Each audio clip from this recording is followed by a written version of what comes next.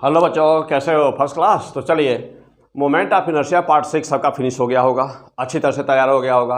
Rotational motion का part 1 हम लोग पढ़ चुके हैं और जहाँ तक हो गया है ठीक उसके आगे यह है रोटेशनल मोशन, यानी कि अब हम लोग चल रहे हैं torque, angular momentum, conservation of angular momentum, यानी कि मोस्ट इंपॉर्टेंट क्वेश्चंस को देखने चल रहे हैं। Rotational motion part 2। आइए स्टार्ट करते हैं हम लोग यहाँ से। सपोज करिए कि यह एक वॉल है, यह एक वॉल है, एक वॉल यह है, एक रॉड इस पर रखा हुआ है इस तरह से, एक रॉड इस पर रखा हुआ है इस तरह से, जिसकी लेंथ L है, लंबाई जिसकी L है। यह रॉड फ्री है स्लाइड करने के लिए, यहाँ फ्रिक्शन नहीं है, यह स्लाइड करने के लिए फिक्स है, फ्री है। तो यह पॉइंट है ये पॉइंट है B। क्वेश्चन में यह दिया हुआ है, इसकी वेलोसिटी आपको दे देता है कि पॉइंट A स्पीड से जा रहा है, तो बताओ कि पॉइंट V की जो वेलोसिटी VB होगी वह कितनी होगी। अब यहाँ से आप देखे होंगे कि जब एम्स का पेपर हुआ करता था अलग से, तो एम्स में यहाँ पर एक क्वेश्चन पूछा था कि जब यह स्लाइड रॉड करता है तो इसका सेंटर ऑफ मोशन कैसा मोशन करता है। वहाँ 4 डायग्राम बने हुए थे, तो बहुत ही इंपॉर्टेंट क्वेश्चन था। क्या है कंसेप्ट इसका, कैसे रॉड स्लाइड करता है। तो आइए चलिए हम लोग देखते हैं। P100 फिजिक्स, मैं SDP सर। P100 फिजिक्स, जहाँ हम लोग पढ़ाई नहीं बल्कि धुनाई करते हैं हर एक टॉपिक का। तो यह rotational motion, rigid body dynamics, बहुत ही इंपॉर्टेंट चैप्टर। चलिए ओके कमान।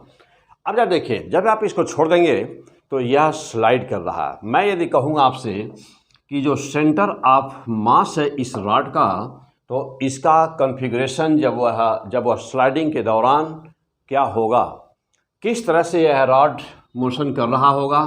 तो अब आपको यह एम्स में पूछा था क्वेश्चन, तो यहाँ पर एक तो डायग्राम ऐसे बना हुआ था कि वह इस तरह से मूव कर रहा होगा, यानी कि सेंटर ऑफ मास की जो वेलोसिटी होगी वह स्ट्रेट अलोंग दिस होगी। दूसरा डायग्राम बनाया था, इसी में दूसरा डायग्राम बना था कि सेंटर ऑफ मास की वेलोसिटी ऐसे होगी। तीसरा डायग्राम बना हुआ था कि इस तरह से कि सेंटर ऑफ मास की वेलोसिटी ऐसे होगी। ओके। और चौथा बना हुआ था डायग्राम कि सेंटर ऑफ मास की वेलोसिटी ऐसे होगी। अब इन 4 में से कौन सा सही है, आप देखिए A, B, C और D ऑप्शन, चारों में से किसी एक पर निशान मारिए। Which one is the correct, which one is the correct. और फिर इस क्वेश्चन में है कि हम लोग को VA का मान बताना है। What will be the VA, किसी फॉर्म में, in the form of this, यानी कि जब यह एंगल थीटा होगा तब हमको इसका मान बताना है कि VA का मान क्या होगा। ठीक ऐसे ही जब एंगल थीटा बना रहा होगा रॉड स्लाइडिंग के दौरान, तो VB का मान बताना होगा during sliding value of VA and VB। तो अब यहाँ पर 2 क्वेश्चन आपके सामने है। नंबर 1 क्वेश्चन है, क्वेश्चन नंबर 1 यह है, क्वेश्चन नंबर 1 कि इनमें से कौन सा पार्ट सही है, और क्वेश्चन नंबर 2 VA क्या है और VB क्या है। कोशिश करिए, try to do this question. Rotational motion, P100 physics हो गया। चलिए अब इसका आंसर क्या होगा, what will be the answer of this question. तो answer of this question will be, चलिए कर चुके होंगे, यहाँ वीडियो को 1 मिनट के लिए रोकिए, सॉल्व करिए, तब फिर आंसर मिलाइए। Answer of this question is this, C is the correct option. And what will be the value of VA and VB। तो चलिए निकालते हैं। अब सवाल ये है कि यह क्यों, क्या, क्यों, कैसे। चलिए ओके, कैसे आएगा, आइए देखते हैं पूरा इसका कि क्या है, किस तरह से इसका पैटर्न होता है, कैसे यह स्लाइडिंग करता है। ओके चलिए, अब यह देखिए, यह रॉड जब स्लाइड करना शुरू किया तो इसको द बेस्ट आइडिया ये है आपके पास समझने के लिए चलिए आ जाइए। सपोज करिए कि एक सर्कुलर मोशन आप लीजिए, इसकी पहले पूरी कंसेप्ट पे जाइए, क्या है कंसेप्ट इसका। ओके, देखिए जैसे सपोज करिए कि कोई एक पार्टिकल है जिसका मास स्मॉल m है और वह सर्कुलर मोशन कर रहा है।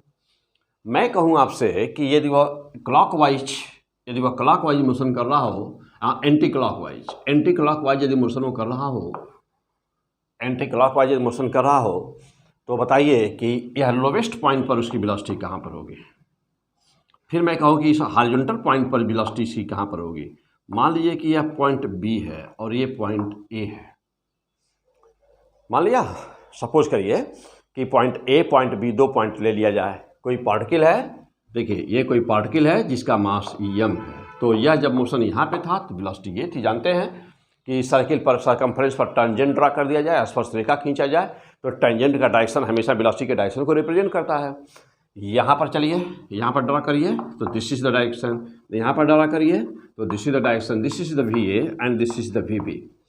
ओके, मान लीजिए सपोज करिए पॉइंट सी है तो this is the V C. मैं यहाँ पे कहूँ पॉइंट डी है तो क्या होगा, this is the V D. Okay, तो यह वेलोसिटी कहीं पर भी जब कोई बॉडी सर्कुलर मोशन करती है तो उसकी वेलोसिटी क्या होती है।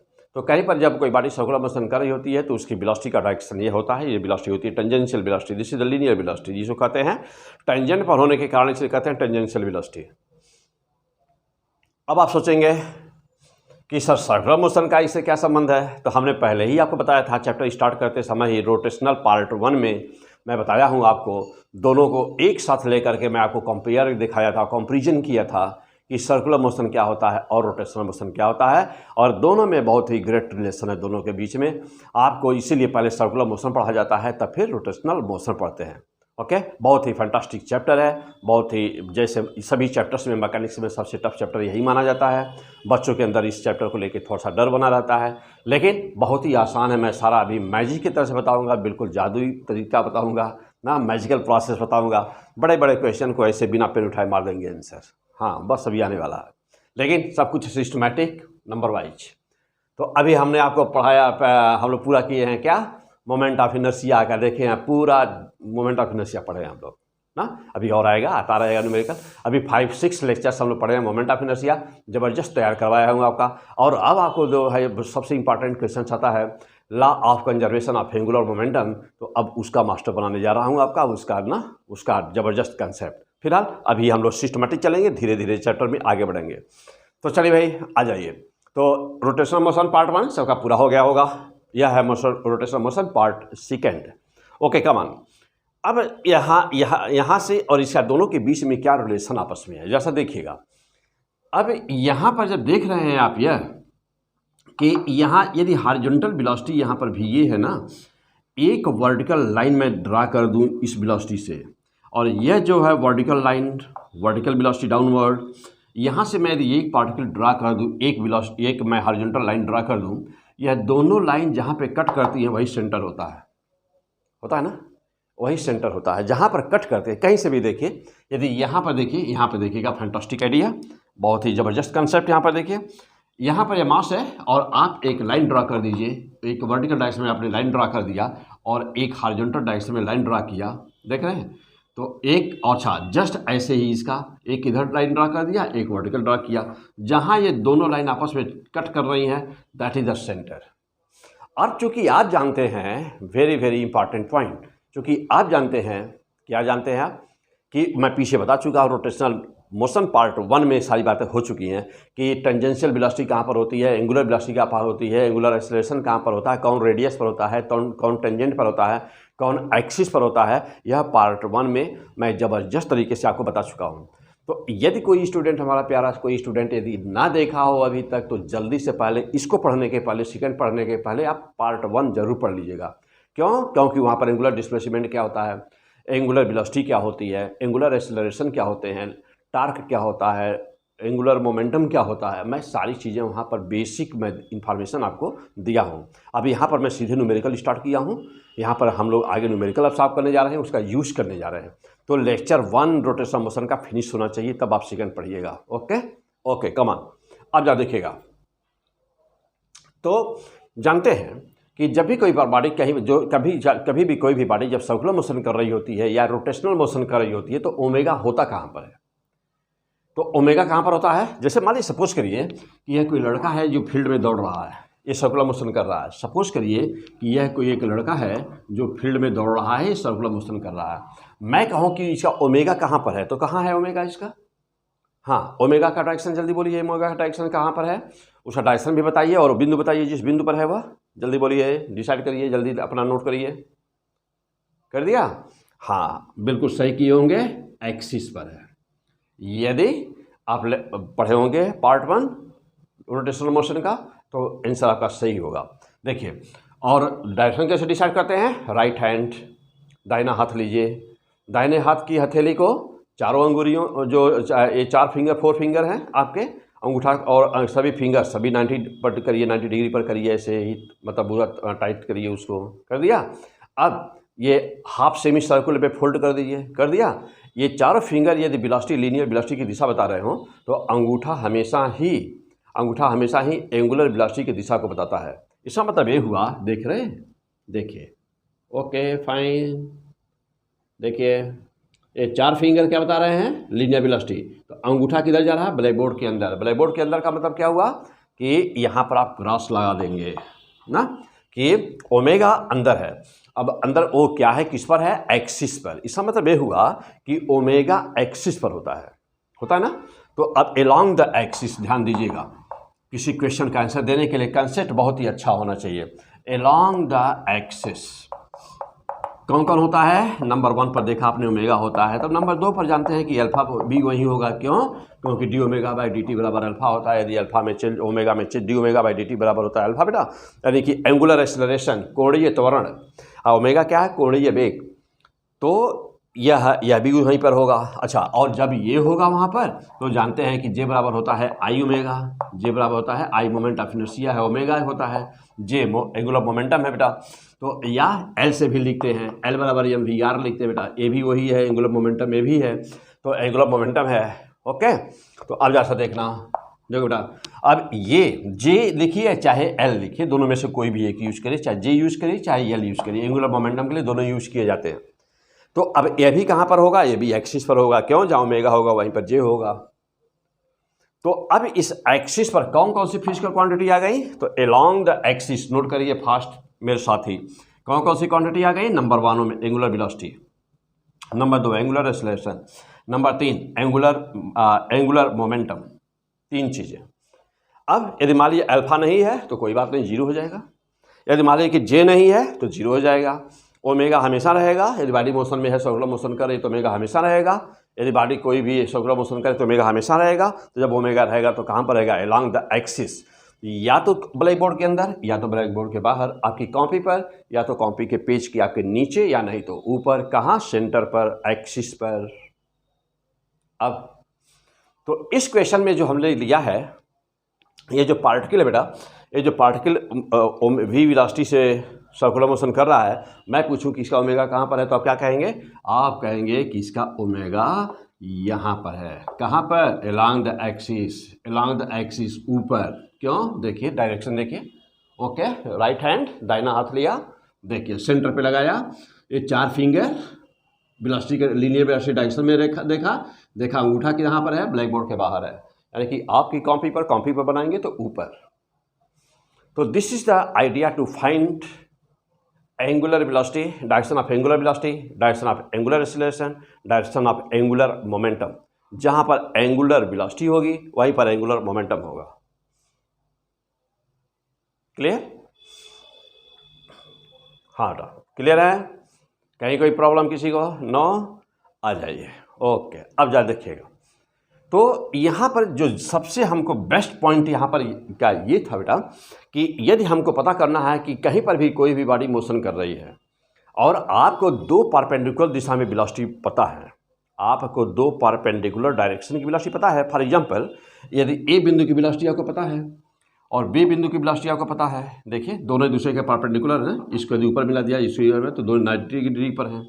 तो यदि 2 वेलोसिटी आप एक दूसरे के 90 डिग्री पता है, दोनों को आगे पीछे बढ़ा दिया जाए यदि जो, और दोनों जिस बिंदु पर कट करती हैं तो वो हमेशा ही सेंटर होता है। वो हमेशा क्या होता है, सेंटर होता है। किसका सेंटर होता है, सेंटर ऑफ रोटेशनल मोशन। यानी कि जहाँ कट कर रहा होगा बेटा, जहाँ कट कर रहा होगा वही बिंदु होगा किसका, जहाँ कट कर रहा होगा वही बिंदु होगा, वही एक्सिस होगी।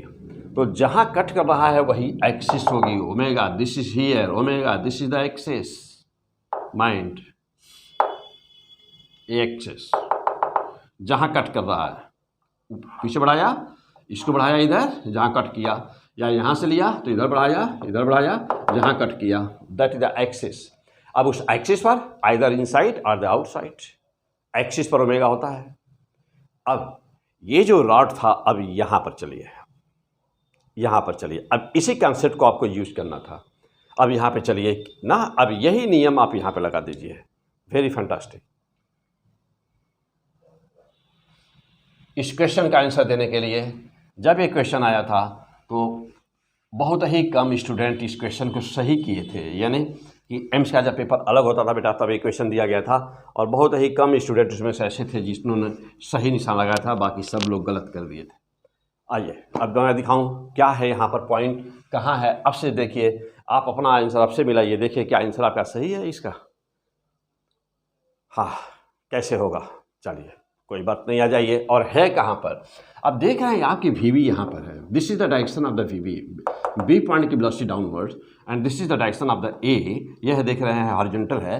अब यह नियम क्या बताया कि दोनों को आगे पीछे बढ़ा दीजिए। देखिए कहाँ पर कट कर रहे हैं, जिस बिंदु पर कट करेंगे that point of the cutting of these two velocities will be surely that will be the point of the centre. यानी कि यदि हम इसको देखिए, पीछे बढ़ा दूँ ऊपर, और इसको देखिए, इसको बढ़ा दूँ इधर, यहाँ कट किया। Oh there you most important point देख रहे हैं। तो this is the centre of rotational motion.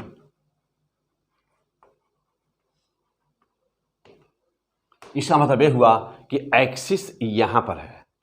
Centre का मतलब क्या, एक्सिस यहाँ पर है। Okay fantastic. अब जरा देखिए, या ऐसे यानी anti clockwise, this is the direction, omega is here, यहाँ है ओमेगा। ओके देखिए ये है ओमेगा, यहाँ पे सर्किल बना रहा है।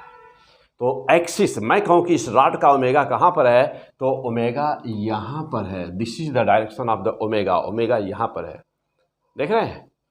तो यह रॉड जब ये स्लाइड कर रहा था, यह नीचे आ रहा था, यह इधर जा रहा था, तो ओमेगा कहाँ पर है, this is the direction of omega, यहाँ पर है, this is the direction.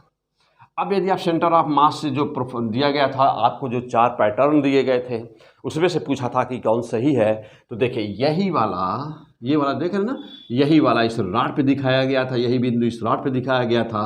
This is the correct answer. But keep in mind always, where is the axis, this is the axis. Axis कहाँ है, यहाँ है। मैं कहूँ यदि इस क्वेश्चन में मान लीजिए थोड़ा सा चेंज करके, अभी इस साल आने वाला कंपटीशन में आपका IIT में या नीट में आपसे ये पूछ दे, इस साल यह पूछ दे कि यह ओमेगा कहाँ है, यहाँ है, 3-4 बिंदु दे दे आपको, कह दे यहाँ है ओमेगा, यहाँ है ओमेगा, यहाँ है ओमेगा, यहाँ है ओमेगा और यहाँ है ओमेगा, कहाँ पर मारेंगे निशान। जनरली स्टूडेंट यहाँ मार देगा, ध्यान दीजिएगा। जनरली स्टूडेंट इस पॉइंट को सेलेक्ट करेगा, कहेगा ओरिजिन है यही ओमेगा होगा, या थोड़ा स्मार्ट दिमाग लगाएगा तो यहाँ बोल देगा, लेकिन होगा कहाँ पर, this is the point, axis यहाँ पर है। तो इस मोशन का, इस रोटेशनल मोशन की एक्सिस वहाँ पर है। क्लियर हो गए, ओके फंटास्टिक। अब आगे चलिए, अब यहाँ पर 2 क्वेश्चन थे, अगला क्वेश्चन। तो यह तो था कि ओमेगा है कहाँ, इस मोशन का सेंटर कहाँ पर है, तो दिस इज द सेंटर। अब नेक्स्ट पॉइंट देखिएगा, अब यह एंगल है थीटा, और आप जानते हैं कि यह लेंथ दिया हुआ है L। तो जब यह L है तो जानते हैं कि ये वाली लाइन यह इतना क्या बनेगा, L साइन थीटा, एंगल के सामने n साइन थीटा, और ये बनेगा L कॉस थीटा बनेगा। यह बना L sine theta, keep in mind L sine theta, और ये साइड बनेगा L कॉस थीटा, ये साइड बनेगा L sine theta. No problem, क्योंकि एंगल ये दिया है। आपसे क्वेश्चन में पूछेगा कि जब यह एंगल वर्टिकल से थीटा डिग्री का एंगल बना रहा था, जब उसका बी इंड उसका वर्टिकल से थीटा डिग्री का एंगल बना रहा था, उस समय इंस्टेंटेनियस वेलोसिटी क्या थी। तो चलिए ये था क्वेश्चन। तो एंगल के जस्ट सामने एल साइन थीटा, एंगल जिसमें बना हुआ है that is the L cos theta, and now what will happen here. इसके बाद अब क्या होना है, चलिए आइए देखते हैं क्या होना है इसके बाद। चलिए भाई अब जरा देखिएगा, ओमेगा बात तो हमको पता चल गई। ओमेगा जानते हैं कि जब भी कहीं पर कोई बॉडी सर्कुलर मोशन कर रही होती है या रोटेशनल मोशन कर रही होती है तो ओमेगा की वैल्यू हर बिंदु की कांस्टेंट होती है। तो यहाँ का ओमेगा भी कांस्टेंट होगा, यहाँ का ओमेगा भी कांस्टेंट होगा। ये दोनों के ओमेगा, ए बिंदु का ओमेगा कांस्टेंट, बी बिंदु का ओमेगा कांस्टेंट। और जानते हैं ओमेगा का सेंस क्या है, ओमेगा एक ही होता है। ओमेगा कहाँ पर होता है, एक्सिस पर होता है। तो ओमेगा की वैल्यू क्या बनी रही, कांस्टेंट। अब चलिए अब जानते हैं कि v बराबर होता है R omega. You know well, v इक्वल टू आर ओमेगा। लीनियर वेलोसिटी और एंगुलर वेलोसिटी के बीच क्या रिलेशन है, तो v इक्वल टू R omega. Come on the point. अब हम बात करते हैं a की, तो v a बराबर कितना हुआ, यह है बिंदु भी a और यह है ओमेगा। ये डिस्टेंस, यह है रेडियस बनाना, ध्यान दीजिए। अब यह रेडियस बन गया, v बराबर अब बना रेडियस, और इसका मान है l cos थीटा। इसका मतलब va बराबर क्या हुआ, l cos theta into omega. क्या बना, va equal to L cos theta into omega. This is the point va। यदि आपको अकेला va की वेलोसिटी बतानी हो, इस बिंदु की वेलोसिटी बतानी हो, तो therefore va equal to v बराबर जानते हैं, va equal to L cos theta, v बराबर आर ओमेगा। और r के स्थान पे क्या है, यही रेडियस। देखिए सर्किल सेंटर यहाँ है, यह रेडियस बनेगा, यही नहीं यह r बना, रेडियस बना ना। और r हमारा किसके बराबर है बेटा, r है एल कॉस थीटा के बराबर है। वैल्यू पुट कर दिया, देखिए। चलिए vb पर चलिए। अब जरा देखिए vb बराबर कितना होगा, vb बराबर कितना होगा बेटा, तो vb बराबर क्या हो जाएगा, जरा देखिए vb बराबर क्या होगा बेटा। देखिए vb बराबर ये रेडियस है ना, vb बराबर क्या हुआ, तो v बराबर r। देखिए अब इसके लिए, इस बिंदु के लिए r यह है, यह भी r है। देखिए ये r है, इसके लिए ये r है। सेंटर से v की दूरी, जैसे अभी हम लोग यहाँ पर ऐसे जब देख रहे थे, देखिए ऐसे था ना, तो अब देखिए यहाँ से मिला दिए थे, तो सेंटर से वेलोसिटी को मिलाने वाली डिस्टेंस ही r कहलाती है। अब यहाँ जब बिंदु था, देखिए ऐसे था ये, तो ये था vb, तो सेंटर से मिलाने वाला ये रेडियस था। यानी कि वेलोसिटी को सेंटर से जब मिलाते हैं तो वही क्या, वही डिस्टेंस क्या होती है, वही डिस्टेंस होती है रेडियस। तो बहुत ही इम्पॉर्टेंट और बहुत ही टेक्निकल पॉइंट। देखिए यहाँ ये vb है, यहाँ से सेंटर को मिलाने वाली लाइन ही रेडियस होती है, r होती है। और ये कितना है, l साइन थीटा। और देखिए क्यों, क्योंकि ये साइड और ये साइड दोनों आपस में बराबर होंगी, ये साइड और ये साइड दोनों बराबर होंगी। तो अब आ जाइए, देखिए तो vb बराबर क्या हुआ, l sine theta into omega. This is the second equation. vb निकल गया। अब दोनों को डिवाइड कर दिया, तो vb अपॉन va की यदि वैल्यू पुट करनी है मान लीजिए, तो क्या बना, l sine theta into omega upon l cos theta into omega. Omega omega cancel, L cancel, तो vb बराबर बना va tan theta. This is the fantastic question. अब vb बराबर va tan थीटा। आपके एग्जाम में पूछा गया क्वेश्चन, नीट में पूछा गया क्वेश्चन कि va का मान, ध्यान दीजिएगा बेटा। अब एक क्वेश्चन आया हुआ है यहाँ पर, क्या कि va का मान दिया था 10 मीटर पर सेकेंड और थीटा की वैल्यू दिया था 60 डिग्री। जो थीटा जहाँ पर है ना, क्योंकि एक्चुअली इसको दिया था 30। देखो बेटा, इसको दिया था एग्जाम में आपके आया है क्वेश्चन, तो यहाँ पर दिया था 30 डिग्री। तो जब ये 30 हुआ तो अपने आप ये 60 हो जाएगा। तो थीटा का मान एग्जाम में मतलब 60 दिया हुआ था बेटा, ठीक। और अब आपसे पूछा था कि vb का मान बताओ, तो व्हाट इज, देखिए व्हाट इज vb। अब ये पूछा, आपके एग्जाम में आया हुआ क्वेश्चन है, मोस्ट इंपॉर्टेंट, नो प्रॉब्लम। अब देखिए यदि आपको इतना क्लियर है कंसेप्ट आपका, तो अब यहाँ से इस क्वेश्चन का आंसर देने में एक भी सेकंड नहीं लगेगा।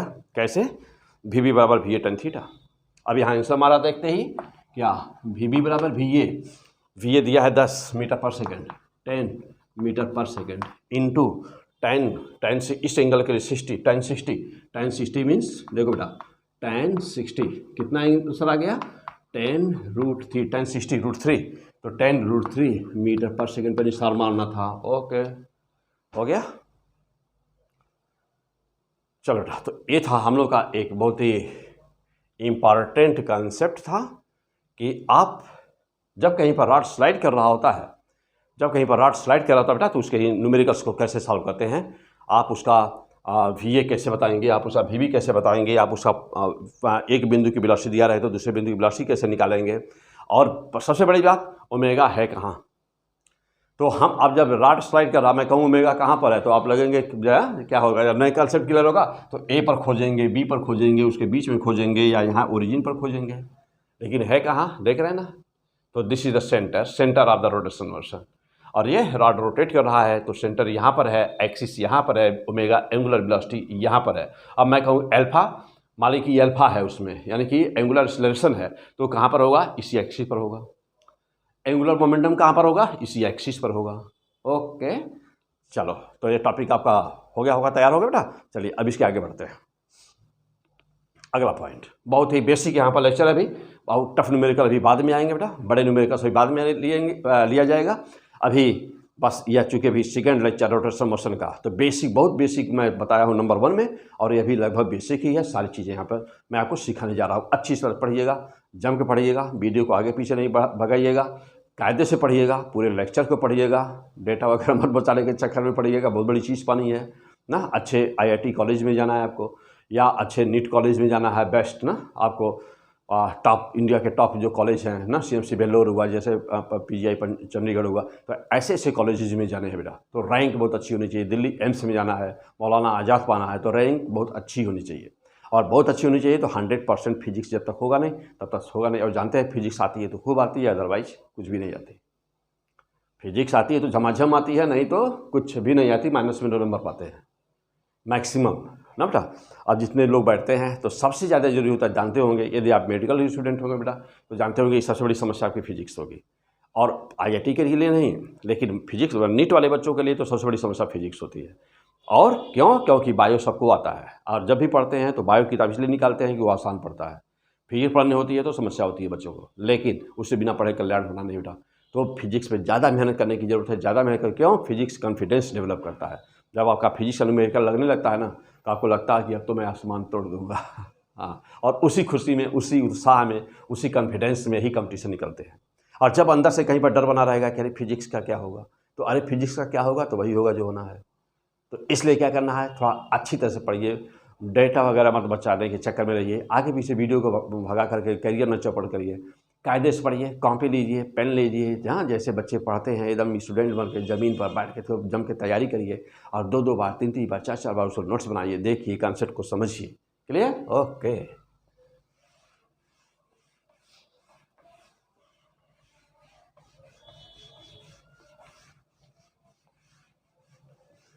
हाँ, अब अगला क्वेश्चन देखिए क्या है, और मैं अब आपको चल रहा हूँ बताने कि टार्क क्या है बेटा, मोस्ट इम्पॉर्टेंट पॉइंट। अब आइए देखिए टार्क क्या है, तो मैं पीछे चूँकि बता चुका हूँ टार्क क्या है बेटा। मैं आगे पीछे आपको ना पीछे मीन्स कि ये हम लोग का रोटेशन मोशन का सेकेंड एपिसोड है, तो फर्स्ट एपिसोड में मैं डिस्कस कर चुका हूँ। फिर भी आ जाइए एक बार मैं और यहाँ बता देता हूँ आपको टार्क। ओके, तो टार्क वह बेटा, टार्क वह फिजिकल क्वांटिटी है जो कहीं पर भी जब किसी की बॉडी पर लगती है तो टर्निंग इफेक्ट प्रोड्यूस करती है, यानी कि cause of the turning is the torque. Means कह सकते हैं आप एक लाइन में कि cause of turning is torque. Means कहीं पर भी टर्निंग का यानी मोड़ का, किसी भी चीज़ को घूमने का जो मुख्य कारण होता है वह उसे कहते हैं टार्क। जनरली ये किसके बराबर होता है, तो जनरली ये होता है बेटा vector R cross vector F, जानते हैं, पढ़ चुके हैं। This is a cross product, this is the vector quantity.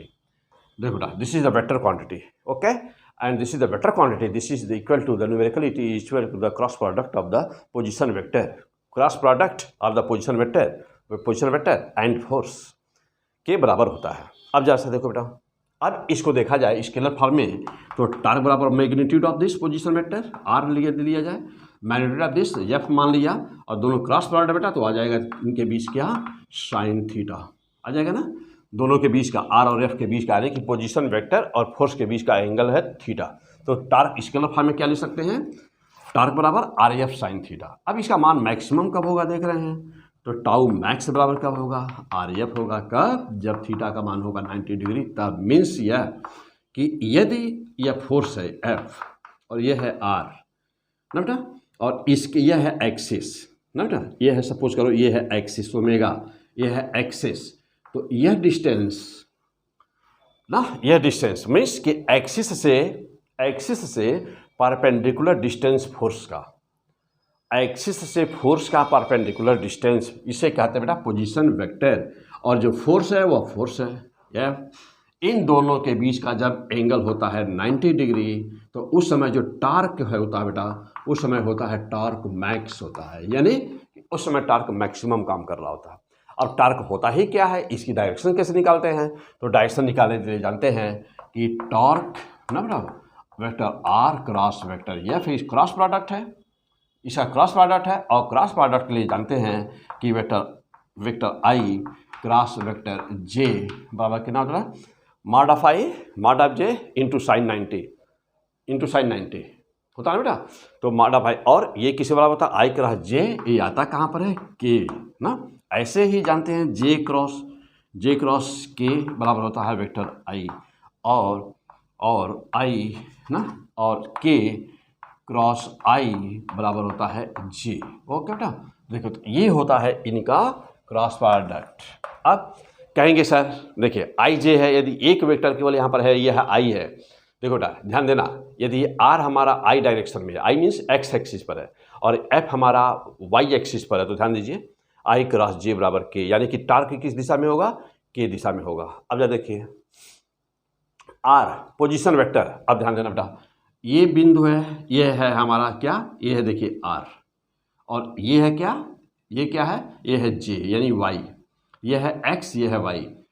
तो हमारा टार्क कहाँ पर है, ओके देखिए टार्क कहाँ पर बेटा, ध्यान देना, this is the torque, means कि इसका टार्क कहाँ पर है, तो ये है देखो बेटा, इसका टार्क कहाँ पर है, टार्क कहाँ लग रहा है, तो ये है ना डायरेक्शन टार्क का। मीन्स कि अब मैं कहूँ कि टार्क कहाँ पर है, तो आप कहेंगे कि अब देखो बेटा यहाँ पर ध्यान देना, ये है एक्सिस, तो टार्क किस पर होता है, टार्क किस बिंदु पर होता है, टार्क भी एक्सिस पर होता है, तो टार्क भी कहाँ पर है, एक्सिस पर। इसका मतलब ये हुआ कि जब दो वेक्टर का क्रॉस प्रोडक्ट निकालते हो, ठीक, फिर से ध्यान से सुनना, कि जब दो वेक्टर का क्रॉस प्रोडक्ट निकालते हो, जैसे आई क्रॉस जे, और तो के क्या है बेटा, के आई क्रॉस जे जिस प्लेन में है उसके परपेंडिकुलर है ना। इसका मतलब ये हुआ कि मैं कहूँ कि टार्क का डायरेक्शन क्या है, तो आप कहेंगे कि टार्क उस प्लेन के परपेंडिकुलर होता है जिसमें वेक्टर आर और वेक्टर एफ होते हैं, यानी कि वह उस प्लेन के परपेंडिकुलर होता है जिसमें वेक्टर आर और वेक्टर एफ होते हैं। Means always torque is in the perpendicular direction to the plane which contain vector R and vector F. और कहाँ पर, तो इसके परपेंडिकुलर, देखिए परपेंडिकुलर, ओके परपेंडिकुलर। टार्क का काम क्या है, वह टार्क ही वह फिजिकल क्वांटिटी बेटा, और टार्क ही वह फिजिकल क्वांटिटी है जो इसको रोटेट करा रहा है। देखिए अभी यहाँ गया, फिर ये वस्तु जो भी है, मान लीजिए वस्तु कोई भी है, फिर यहाँ गया ना, फिर देखिए फिर यहाँ गया, फिर यहाँ गया, तो इसको कौन घुमा रहा है, इसको कौन घुमा रहा है, इसको ये टार्क ही घुमा रहा है। तो टार्क बराबर क्या होता है, तो torque is the vector quantity, it is the vector product of the vector position vector and the force. In the scalar form, you can write torque to RF sin theta when theta is 90, means when position vector and force is at perpendicular to each other. At that time, torque will be max, and maximum torque can be written torque equal to RF. Clear होगा बेटा, ये है torque होता क्या है। अब आइए अब कुछ एग्जाम्पल लेकर के मैं दिखाऊं कैसे निकालेंगे, बहुत ही यहाँ पर टेक्निकल पॉइंट हैं कुछ, उनको सीखते हैं। एपिसोड नंबर 1 में भी हम वहाँ पे कुछ डिस्कस किए हैं बेटा, टार्क बताया हूँ वहाँ पर भी, लेकिन आ जाइए एक बार मैं फिर से यहाँ पर बता रहा हूँ, थोड़ा सा यहाँ एक्सप्लेन कर दूँ और तब फिर हम लोग आगे चलते हैं। बहुत ही इंपॉर्टेंट एपिसोड है यह, बहुत ही इंपॉर्टेंट, सारे एपिसोड ही बहुत ही इंपॉर्टेंट होते बेटा, क्योंकि हम लोग इंपॉर्टेंट ही लेते ही है टॉपिक हमेशा। चलो आ जाओ, देखो अब सपोज करिए कि लेट, ध्यान दीजिएगा, let position vector R equal to given 2i plus 4j plus k and applied force F equal to 2i minus 3j plus 4k, ये एक फोर्स लगाऊंगा बेटा, व्हाट इज टॉर्क? टॉर्क क्या है? हाँ, जल्दी से निकालिए आंसर। बहुत ही आसान क्वेश्चन बेटा। और अच्छा, आपको एग्जाम में आता क्या है? आता है तो यही है। हाँ, प्रैक्टिस करते समय लगता है बहुत आसान है चीज़ें, यही तो एग्जाम में आता है। पूछता ही क्या है? पता चलता वहाँ माइनस प्लस की गलती हो गई। सॉल्व किए, जानते थे, पढ़े थे, लेकिन माइनस या प्लस की गलती करके चले आए। भाई देखो भाई, गलती गलती होती है, गलती गलती है। अब वो चाहे कॉन्सेप्ट आपको जीरो आता हो इसलिए गलत हुआ, या चाहे निशान मारते समय प्लस के बजाय माइनस मार दिया वो गलत हुआ। That is a very minute error है ना भाई, गलती हो गई। वो गलत, अब ए बी सी डी में से आपको सही पे निशान मारना था, गलत पे निशान लगा तो चाहे जिस वजह से लगा, यानी कि एक लड़का बहुत ही ब्रिलियंट है, बहुत ही तेज है, इंडिया का टॉपर है, लेकिन मारते समय वो गलती कर दिया।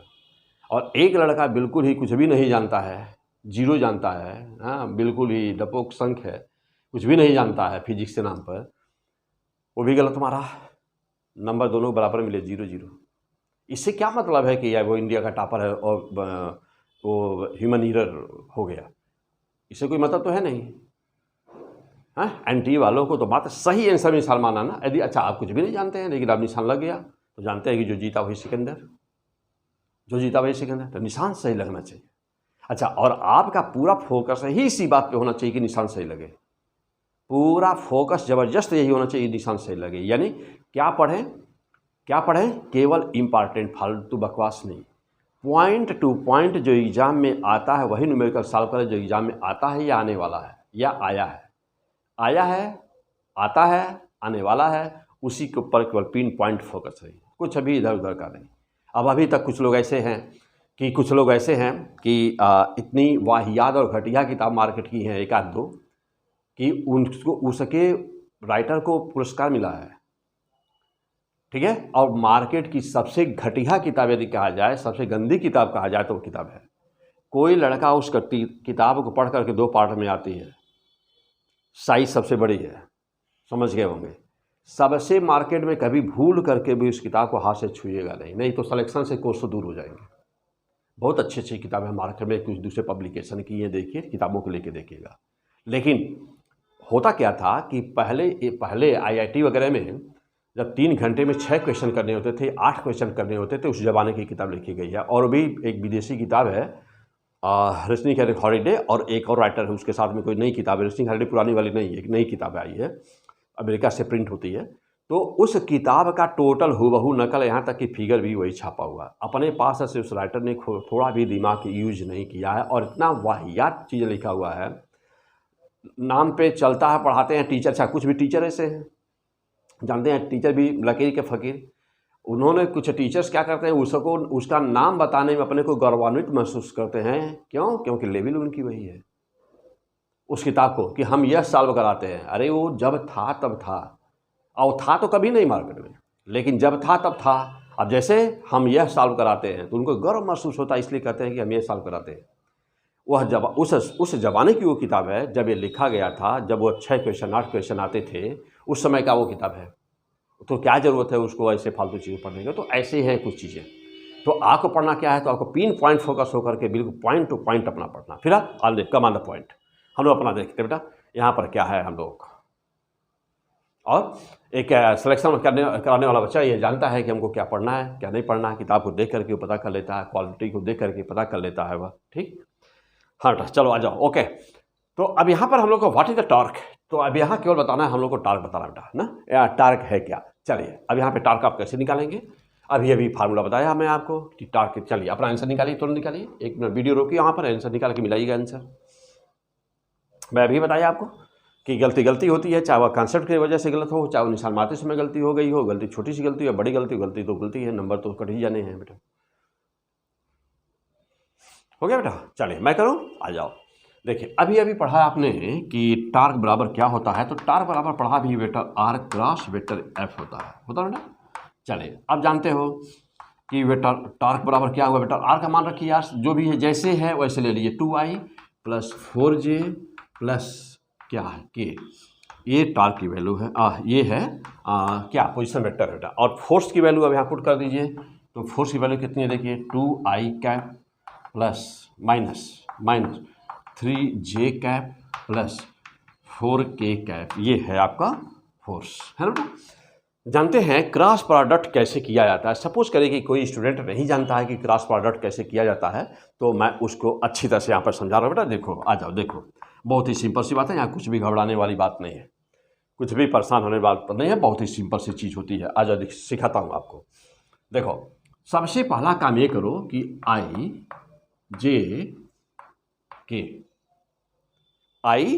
J आप लिख दीजिए। सबसे पहला काम करो बेटा कि IJ लिख दो, लिख दिया। अब जो पहले हो, ध्यान दीजिएगा, जो वेक्टर हमारा पहले हो उसके सभी कंपोनेंट जो भी हों, जो वेक्टर, फिर से सुनो बेटा, पहला काम करके IJ लिख दिया। अब जो पहले वेक्टर यानी कि पोजीशन वेक्टर आ रहा आपका हमेशा पहले रहेगा, जानते ही हैं। पोजीशन वेक्टर में I का जो कोफिशिएंट हो उसको I के नीचे लिख दो, J का कोफिशिएंट को J के नीचे लिख दो। ध्यान देना चिन्ह सहित लिखना है। +4 है बेटा, तो कुछ भी प्लस के लिए कुछ भी नहीं लिखा जाता है, 4 हो गया। और K के कोफिशिएंट कुछ भी नहीं मीन्स 1 है, लिख दो ऐसे, बस हो गया। अब यही काम अब चलो दूसरे वाले पर, फोर्स पर चलो। फोर्स में देखो ऐसे I का क्या कोफिशिएंट है 2, अब I के नीचे इसका भी लिख दो, उसके नीचे वाले लाइन में लिख दो। J का कोफिशिएंट देखो क्या है -3, K का कोफिशिएंट देखो क्या है 4, बस देखो इतना काम कर दो। पहला काम इससे पहला स्टेप है, हो गया। सबसे पहले इतना कर दीजिए। अब इसके बाद क्या करना है देखो, अब इसके बाद मैथ की भाषा में कहते हैं माइनर ना, MINOR, माइनर बनाना। चलो बेटा, माइनर बनाने का मतलब ये होता है बेटा, बहुत ही सिंपल सी, मैथ की भाषा छोड़ो, तुम अपने पे आ जाओ। देखो एक बार ऐसे ही I ले लो, ले लिया बेटा, I ले लो और एक ऐसे छोटा डिटर्मिनेंट बोलते हैं इसे बेटा, तो ऐसे ही बस लिख, जैसे मॉड निकाल के 2 लाइन खींचते हो ना, बस ऐसे लिख दो, I लिख दो और ऐसे लिख दो, बस ऐसे 2 लाइन वर्टिकल 2 लाइन खींच दो। ठीक है बेटा, I ले लिया। अब ये बात J लो। अब इस बात ध्यान देना कि J की साइन हमेशा माइनस रखना, ध्यान देना इस बात को, J की साइन हमेशा माइनस रखना, J का साइन हमेशा माइनस रखना, ये ध्यान देना। यहाँ पर भी लाइन खींच दो, ऐसे 2 खींच दिया। चलो अब इसके बाद में फिर अगले चले K पर चल, चलो अब इसके बाद आ जाना K पर, K भी खींच देना, उसे सामने ऐसे लाइन खींच देना, बस देखो हो गया। अब जा देखना, देखो जिसको लिए हो, I को लिए हो ना, पहला वाला I है ना। अब चलो फिर से आ जाओ, बैक आ जाओ, I लिए हो ना, देखो बेटा I लिए हो ना, तो I जिसको, अब I वाला है ना, तो I यहाँ पर देखो ये I है ना, तो सामने वाली पूरी लाइन और वर्टिकल पूरी लाइन छोड़ देना।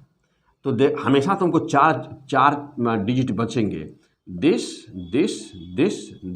इसको ठीक जो बचे हैं उनको उतार देना, 4 1 -3 4 -3 4, बस हो गया। अब ऐसे चलना। अब J वाले पर आ जाओ, तो J वाले पर J जब लोगे तो सीधा वर्टिकल लाइन छोड़ देना और हॉरिजॉन्टल लाइन छोड़ देना। अब देखो जब J वर्टिकल छोड़ दो, जिसको लोगे उसको छोड़ देना है, जिसको लोगे, जो J वाला लेना है हमको, पहले हमको I लेना है फिर J लेना है, तो जिसको लोगे उसका हॉरिजॉन्टल वर्टिकल छोड़ना है। देखो तो वर्टिकल छूट गया बेटा। अब बचा कौन 2 1 2 4, देखना 2 1 2 4, देखो फिर से देख लो 2 1 2 4, बच गया। अब चलो K ले लो, जब K लोगे तो ये छोड़ दो, क्या बचा 2 4 2 4, फिर आ जाओ, और क्या बचा है 2 -3, देखो 2 -3, बस इतना काम कर लेना। सीखो तो जल्दी से इसको। हाँ, अब ऊपर का कोई काम नहीं है बेटा, अब इसको मिटा देते हैं। क्वेश्चन नोट कर लिए होंगे आप, यहाँ तक हो गया होगा नोट, जल्दी करो, ऊपर मिटा दो।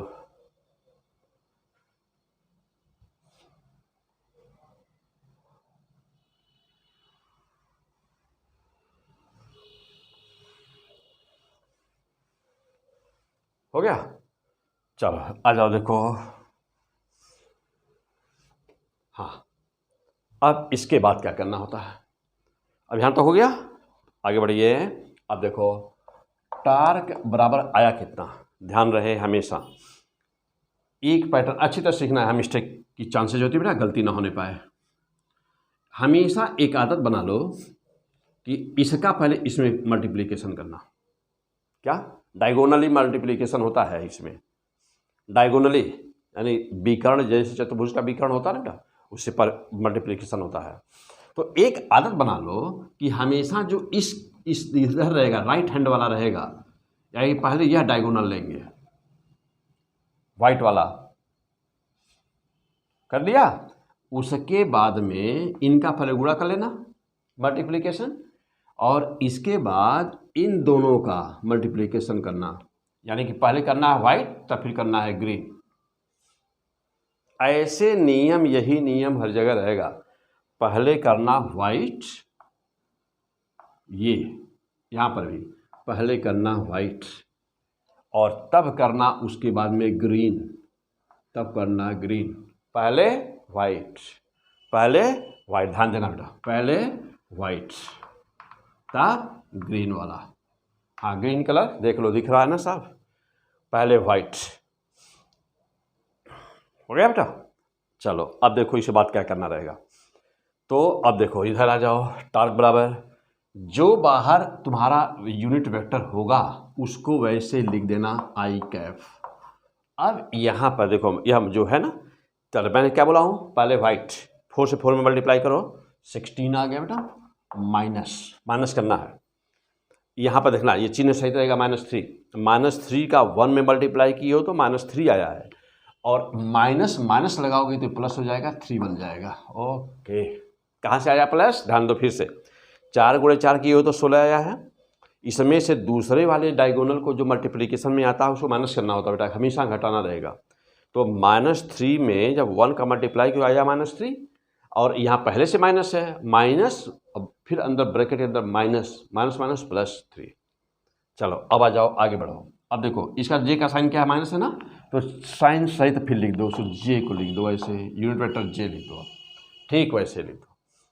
वही नियम फिर से, 4 में 2 का गुणा पहले बेटा, यही वाला करना पहले। तो 4 गुणे 2 हुआ 8, और में से 2 माइनस कर दो बेटा, 8 - 2 कितना हुआ, 6 हो गया, 6। देखो 4 × 2 8 हुआ, 2 × 1 2 हुआ, 8 - 2 दैट इज 6। तो क्या हुआ, 6। अब आगे बढ़िए, अब देखो क्या है, प्लस है, केवल जे माइनस रहता है, याद कर लो। अब चलो अब आ जाओ के पर, ठीक वही चीज़ देखो, अब यहाँ है माइनस, तो -3 × 2 -6, और यहाँ पर देखो 4 × 2 तो देखो ध्यान देना, -3 × 2 -6 माइनस क्या, 4 × 2 -8। अब ध्यान दो, देखो -6 -8 मिल करके -14 होगा बेटा, हो गया। अब यहाँ गलत ना होने पाए, कोई भी मिस्टेक यहाँ ना करना, यदि करोगे साइन वगैरह में कहीं माइनस का प्लस कर दोगे तो फिर जानते हो आंसर नहीं मैच करेगा ना। और जानते हो ऑप्शन कैसे होता है, डिजिट चारों में एक ही रहती है, और केवल वह क्या करता है, चारों चिन्ह बदल देता है, एक सही रहेगा, बाकी सब में प्लस की जगह माइनस, माइनस की जगह प्लस, ऐसे करके चारों समय डिजिट सब में एक ही रहेगी। तब सोच लो, हो गया। तो आया कितना, -14।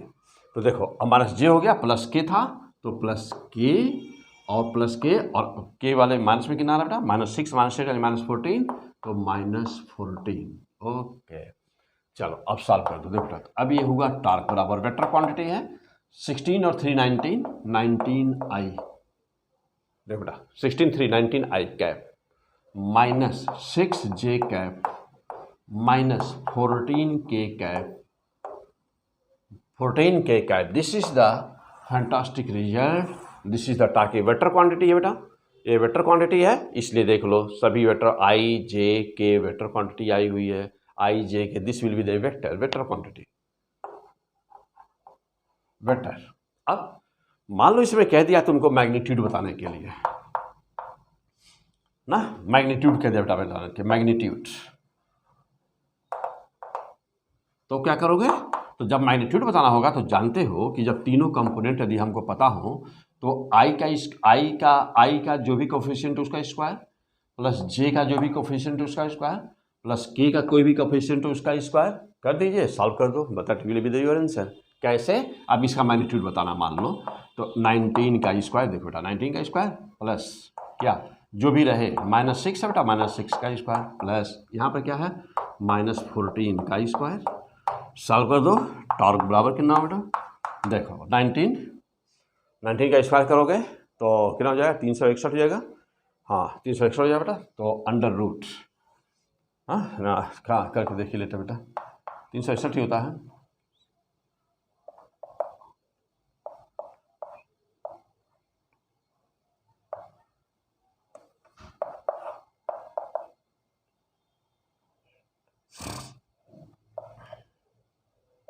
हाँ बेटा, तो 361, तो ऐसे याद रहना चाहिए 361 प्लस कितना 36 प्लस 196 सबका सम कर दिया जाए बेटा। तो देखो 361 और क्या 196 और क्या 36, सबका सम कर दो 6 6 1 13 3 हो गया 1 कैरी ओवर, 6 6 12 और 13 13 का 3 हो गया बेटा, 1 आ गया और 1 और यह 1 और 6 7 हो गया, 7 और 9 16 हो गया, 16 और 3 22 22 का 16 3 19 19 का 9 हो गया, 1 और 3 1 4 1 5 हो गया बेटा, 593 हो गया।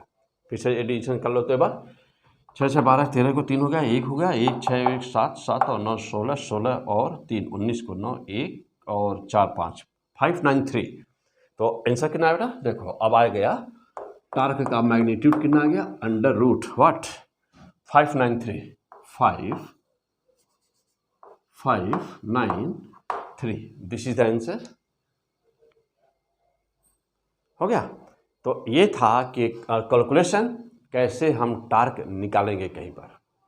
टार्क होता क्या है, टार्क का काम क्या होता है, टार्क का काम होता है वस्तु घुमाना, टार्क का काम होता है वस्तु को घुमाना। हाँ, अब टार्क कैसे निकालते हो, तो टार्क बराबर vector R cross F. R क्या है, फोर्स की एक्सिस से परपेंडिकुलर डिस्टेंस है। लिखो पहले कॉपी में, यहाँ गलती करोगे, हाँ गलत कर दोगे, लिखो टार्क बराबर vector R cross vector F, लिख दिया, टार्क बराबर vector R cross vector F लिख दिया बेटा। चलो अब लिखो वहाँ पर कि what is the R, what is the R, R को कहते हैं पोजीशन वेक्टर।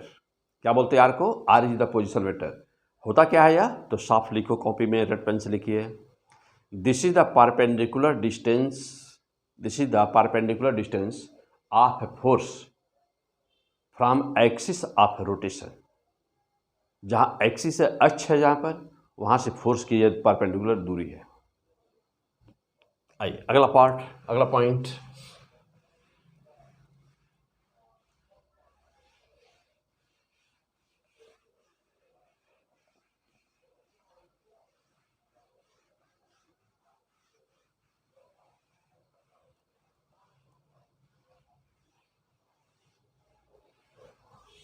हाँ अगला पॉइंट पे आइए चले देखते हैं। अब मोस्ट इंपॉर्टेंट पॉइंट, चले जैसे मान लीजिए कि यह एक हैंड पाइप है, यह इंडिया मार्क का पंप है बेटा, देखे होंगे हैंड पाइप ना। तो सपोज बेटा कि यह हैंड पाइप है, चलो आ जाओ, ये ऊपर का इसका जो है यहाँ सब लगा होगा होता बेटा, ये सब है ना, यहाँ सब लगा होता। चलो ये हैंडल है बेटा, इसका ये हैंडल है। तो जानते हो कि हैंडल देखोगे बहुत बड़ा बनाते हैं ना, हैंडल बहुत बड़ा बनाया जाता है इसका ना बेटा। हाँ ये पानी के लिए है बेटा, चलो हाँ, और ये पानी पूरा गिर भी रहा है, देखो फर्स्ट क्लास का भरा हुआ है बेटा। हाँ पानी गिर भी रहा है पूरा फर्स्ट क्लास है। चलो आ जाओ, देखो अब पॉइंट हम लोग का क्या है यहाँ पर, हम लोग का ना बेटा पॉइंट क्या है यहाँ पर देखो, जब हम हैंडल से जब पकड़ करके इसको चलाते हैं तो हम फोर्स जहाँ हैंड हमारा होगा यहाँ रखेंगे। मान लो सपोज करें कि कोई बीच में पकड़ा हुआ है, यहाँ पकड़ा हुआ मान लो, तो मान लो ये बी पॉइंट है, तो फोर्स हम यहाँ लगा रहे हैं, या कि यहाँ लगा रहे हैं, ए बिंदु पर लगा रहे हैं, कि सी बिंदु पर लगा रहे हैं, या कि यहाँ मान लो ये डी बिंदु है तो डी बिंदु पर फोर्स लगा है। तो किस बिंदु पर फोर्स यदि हम लगावें, किस बिंदु पर हम अपना हाथ रखें पकड़े, कहाँ पर, कि हमको कम से कम पानी भरने के लिए, पानी चलाने के लिए, पानी निकालने के लिए इस नल से द्वारा बेटा सबसे कम फोर्स लगाना पड़ेगा हमको। Minimum force will be required for the point. किस बिंदु के लिए? देखो, यह वाटर कितने टार्क पर निकलेगा, यानी कि यह हैंडल कितने ओमेगा से घूमेगा। एक्सिस कहाँ पर इसका? देखो बेटा, ये है एक्सिस, ओमेगा यहाँ पर है ब्लैक बोर्ड के अंदर। फोर्स ऐसे लगाए हुए हैं ना बेटा, ऐसे, तो ऐसे इनसाइड, ओमेगा इनसाइड बेटा, omega inside the board, omega is inside the board. Okay, देखो omega inside the board, omega inside the board, torque omega inside the board. हो गया? चलो, क्यों? क्योंकि ओमेगा ये मोशन, लीनियर मोशन किधर है? घड़ी की दिशा में। ओमेगा देखो V है ना बेटा, V1, V2, V3, और मान लो कि यह है ओमेगा 1, ओमेगा 2, ओमेगा 3। चलो अब ज़्यादा आइए देखा जाए। अब केस फर्स्ट, जब हम फोर्स यहाँ पर लगाए होंगे तो क्या होगा? जब हम यहाँ फोर्स लगाएंगे तब क्या होगा? देख रहे हो? तब जब फोर्स यहाँ लगाओगे बेटा तो लंबाई ए मिलेगी ना आपको, क्योंकि मैं अभी बताया हूँ कि जो टार्क बराबर होता है वो अप्लाइड फोर्स इनटू लेंथ होता है ना। अब जा देखना, तो व्हेन फोर्स एट ए, जब ए पर हमने फोर्स लगाया तब क्या हुआ? तो जब ए पर फोर्स लगाए, देखो ए पर फोर्स लगाए, मान यहाँ कितना फोर्स की जरूरत पड़ेगी, यहाँ कितना फोर्स की जरूरत पड़ेगी, यहाँ कितना फोर्स की जरूरत पड़ेगी, तो आप क्या कहेंगे कि एफ ए का मान एफ बी से कम होगा, उसका मान एफ सी से कम होगा, और एफ डी पे तो ओमेगा 0 हो जाएगा। यानी कि जब आप इस हैंड पाइप को चलाने के लिए, पानी भरने के लिए, पानी निकालने के लिए बेटा, इस हैंड पाइप से ए पर सबसे ज़्यादा फोर्स आपको लगा, ए पर सबसे कम फोर्स लगाना पड़ रहा है। देख रहे हैं ना? क्यों? क्योंकि लेंथ मैक्सिमम है। क्यों? इसके लिए एल का मान एल मैक्स है, तो कम ही फोर्स लगाने पर टार्क उतना प्रोड्यूस हो जाएगा। और इसके लिए सी के लिए एल मिनिमम है, तो यहाँ पर इसलिए टार्क ज़्यादा, उतना ही टार्क प्रोड्यूस करने के लिए फोर्स ज़्यादा लगाना पड़ेगा। अब मान लीजिए जब ए पॉइंट था तो उस समय यहाँ की वेलोसिटी, यहाँ की वेलोसिटी, यहाँ की वेलोसिटी क्या थी? अलग अलग थी कि एक ही थी? वेलोसिटी देखिए, अब V1 greater than V2 greater than V3, लेकिन ओमेगा 1 बराबर ओमेगा 2 बराबर ओमेगा 3 होगा ना? श्योर। कैसे? अब जा देखिए, जितना एंगल थीटा ये बनाएगा उतना ही थीटा यह भी बनाएगा, उतना ही थीटा ये बनाएगा। इसका मतलब ये हुआ कि ओमेगा सबका बराबर होगा, या यह भी ओमेगा, यह ओमेगा, यह ओमेगा, यह ओमेगा, 3 ओमेगा बराबर होंगे। किस केस में? जब फोर्स हमने ए पर लगाया था। फिर जब फोर्स बी पर लगाएंगे तब भी वही बात होगी, जब फोर्स सी पर लगाएंगे तब भी बात वही होगी। लेकिन क्या लीनियर वेलोसिटी बराबर होगी हर बिंदु की? नहीं, लीनियर वेलोसिटी इसलिए नहीं बराबर होगी क्योंकि ओमेगा कांस्टेंट है और डिस्टेंस आर का मान अलग अलग है, यानी कि एल का मान अलग अलग है। अब देखिए, इसके लिए यल यहाँ तक है, इसके लिए यल केवल इतना है, इसके लिए यल केवल इतना है, तो एल अलग अलग है। L means radius, radius means position vector, यानी कि perpendicular distance between the axis and the point of the application of the force. तो अब देख रहे हो यल यहाँ पर इतना ही है, इसके लिए इतना है, इसके लिए इतना है। अब ऐसे ही यदि मैं कहूँ आपसे कि व्हेन फोर्स अप्लाइड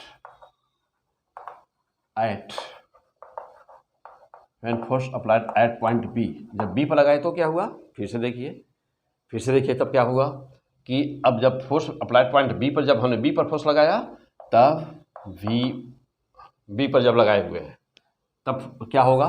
तब भी वही बात होगी, V1 का वेलोसिटी सबसे ज़्यादा होगी, फिर V2 होगी, फिर V3 होगी, और ओमेगा 1 बराबर ओमेगा 2 बराबर ओमेगा 3 होगा। अब F1 की यदि बात करें, देखिए तो F1 के यहाँ पर लगाएंगे तो फोर्स ज़्यादा लगाना पड़ेगा, यानी कि इससे तुलना में ज़्यादा लगाना पड़ेगा, और सबसे ज़्यादा कहाँ लगाना पड़ेगा? यहाँ पर। और सबसे ज़्यादा कहाँ पर लगाना पड़ेगा, चारों बिंदुओं को ले लिया जाए तो यहाँ पर डी पर चाहे जितना फोर्स लगा दें, चूंकि यल का मान 0 है, आर का मान 0 है, तो टार्क प्रोड्यूस ही नहीं होगा। यानी कि डी पर यदि हम फोर्स लगाते हैं तो टार्क प्रोड्यूस ही नहीं होगा, टार्क 0 बना रहेगा, ओमेगा होगा ही नहीं।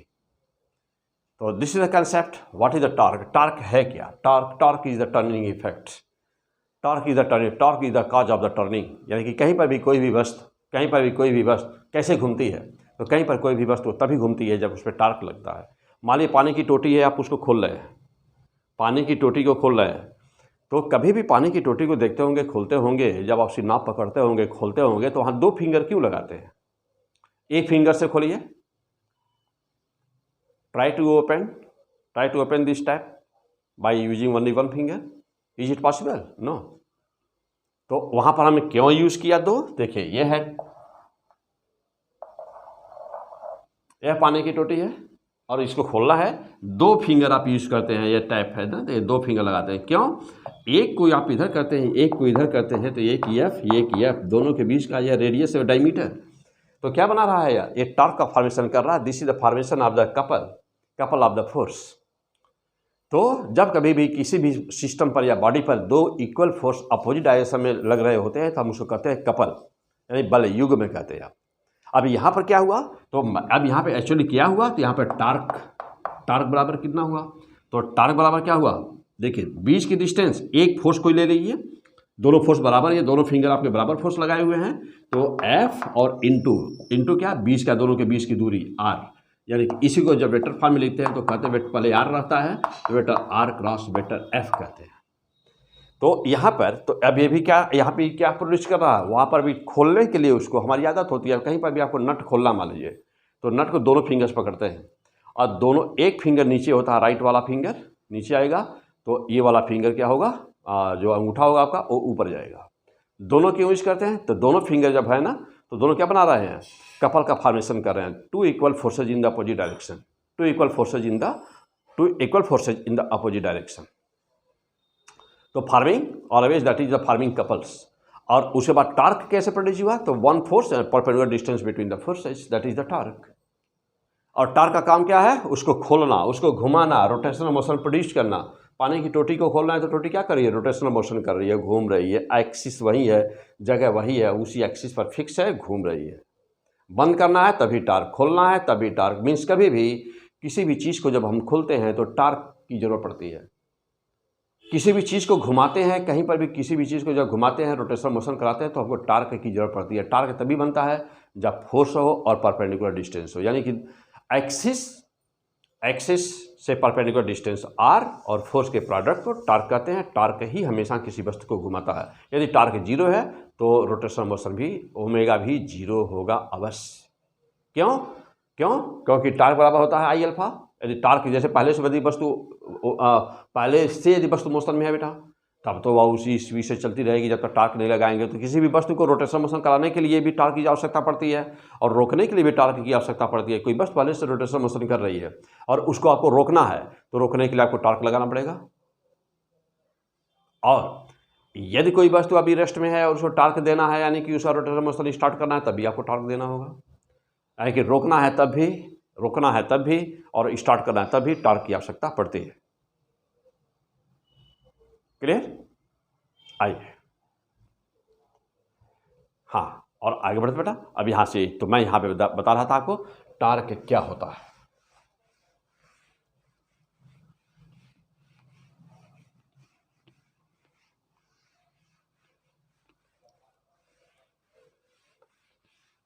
चलिए, अब है पॉइंट हम लोग का। सपोज करिए कि आपसे एक क्वेश्चन दिया गया टार्क पर ना, इस तरह से। हाँ, बहुत इंपॉर्टेंट पॉइंट। चलिए, डिटरमाइन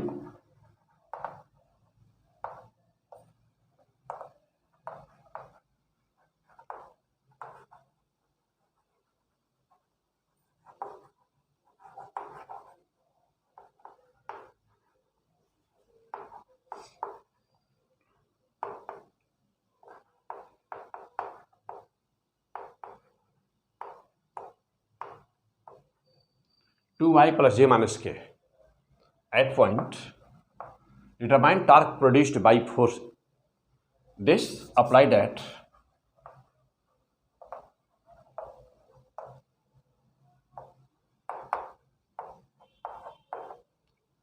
203 है बेटा, अप्लाइड एट 203 अबाउट पॉइंट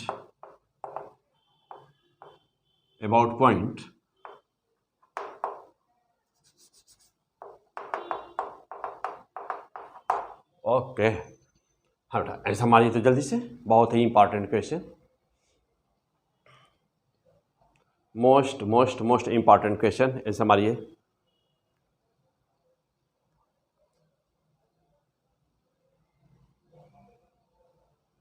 हाँ, बहुत ही इंपॉर्टेंट हो गया बेटा। चलिए अब इस क्वेश्चन का क्या कॉन्सेप्ट आइएगा देखिएगा।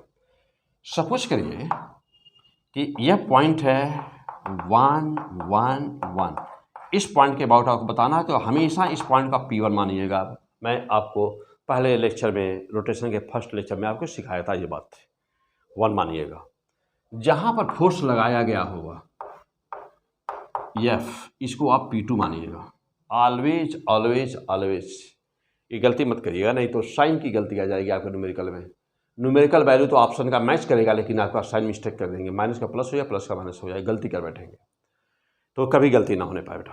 अब जा देखिएगा, यह P2, अब यहाँ पर हमने फोर्स लगाया है F, this is the force F। अब आप जानते हैं कि टार्क बराबर होता क्या बेटा, तो टार्क बराबर आप जानते हैं कि टार्क बराबर होता है vector R cross vector F, यही टार्क होता है। अब ये R है कहाँ हमारा, तो जहाँ जो फोर्स होता है, जिस बिंदु के अबाउट बताना होता है बेटा, उस ना, तो यही इनके बीच की दूरी ही टार्क पोजीशन वेक्टर कहलाती है। ये हमेशा होगा कितना, याद रहे हमेशा कि बेटा R2 बराबर क्या होगा बेटा, तो P2 माइनस P1 करिएगा, P2 माइनस P1 करिएगा, और जो भी आएगा वह IJK के फॉर्म में करिएगा। मतलब क्या, मतलब ये बेटा कि पोजीशन वेक्टर डेल्टा R बराबर कितना हुआ, तो देखिए क्या हुआ, P2 माइनस P1, इसका मतलब ये हुआ कि यहाँ पर X2 होगा, Y2 होगा, Z2 होगा, और यहाँ P1 में क्या क्या होगा, X1 Y1 Z1 होगा। तो अब देखिए X2 minus X1 I cap plus Y2 minus 1 J cap plus Z2 minus Z1 K cap, ये है प्रोसेस। मीन्स कि डेल्टा R बराबर कितना हुआ, X2 माइनस X1। अब X2 P2 जिस बिंदु पर फोर्स लगा हुआ हो, आप उसको हमेशा आदत डाल लीजिए, एग्जाम में पक्का गलत कर देंगे क्वेश्चंस। अक्सर ये सब क्वेश्चंस लोगों के बच्चों के गलत होते हैं। क्यों, डेल्टा R मालूम है उनको कि डेल्टा R बराबर क्या होता है, R1 माइनस R2 के R2 माइनस R1, लेकिन अब वही डेल्टा निकाले में माइनस प्लस की गलती हो जाती है। तो बेटा क्या है, अब ये मान लीजिए कि यह R2 R1 के फॉर्म में होगा यही चीज़, या चूंकि पॉइंट वाला सवाल है तो हमने पॉइंट के में लिखा हुआ बेटा P2 और P1 किया हूँ। अब ये हमारी पोजीशन वेक्टर R1 R2 के फॉर्म में दिया हुआ है, तब क्या करिएगा, तब डेल्टा R बराबर लिख दीजिए कि R2 माइनस R1 करना रहेगा। हाँ, दोनों लाइन अंडरलाइन करिए, रेड पेन से घेरिए दोनों लाइन। यदि बिंदु के रूप में रहेगा तब क्या करना है, ऐसे पोजीशन वेक्टर के फॉर्म में दिया है, तब क्या करना है, डेल्टा R के लिए डेल्टा R बराबर सो मच R2 माइनस तब R1 करिएगा। अभी अगला क्वेश्चन वही लूँगा, डेल्टा R बराबर देखो कितना हुआ बेटा, X2। अब आप देखिए बिंदु किस पर, फोर्स किस पर लगा हुआ था, फोर्स लगा 203 पर, यानी ये हमारा है 2, ये है 0, ये है 3, और ये बिंदु X1 Y1 Z1 तो दिया ही है। चलिए अब देखिए X2 माइनस X1 करना है, 2 माइनस 1 I कैप हो गया बेटा। चलो प्लस Y2 माइनस Y1 करना है, 0 माइनस 1, तो 0 माइनस 1 J कैप हो गया बेटा। चलो अब आ जाओ फिर प्लस Z2 माइनस Z1 करना है, तो 3 माइनस 1 हो गया। तो अब देखो 3 माइनस 1, अब यहाँ हो गया K कैप हो गया। चलो अब I भी हो गया, J भी हो गया, K भी हो गया। अब क्या बचा, अब आया कि डेल्टा R बराबर क्या हुआ, कितना मिला, 2 माइनस 1 1, यानी कि आई कैप हुआ प्लस, अब देखो बेटा 0 - 1 यानी कि माइनस में आएगा तो माइनस जे हुआ। अब फिर क्या मिला 3 - 1 2k प्लस 2k। तो ये रहा हम लोगों का क्या पोजीशन वेक्टर। तो अच्छी तरह से नोट करिए, अच्छी तरह से नोट करिए। यहाँ पर पोजीशन वेक्टर हम कैसे निकाले हैं, देखिए यहाँ पर पोजीशन वेक्टर कैसे निकाला गया।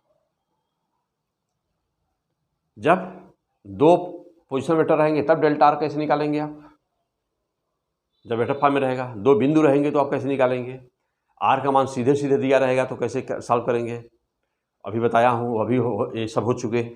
चल आ जाइए, अब देखिए डेल्टा आर निकाल चुके, बाकी का काम आसान है।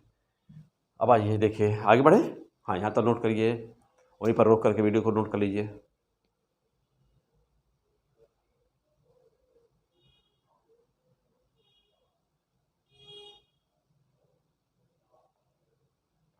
हो गया, चलिए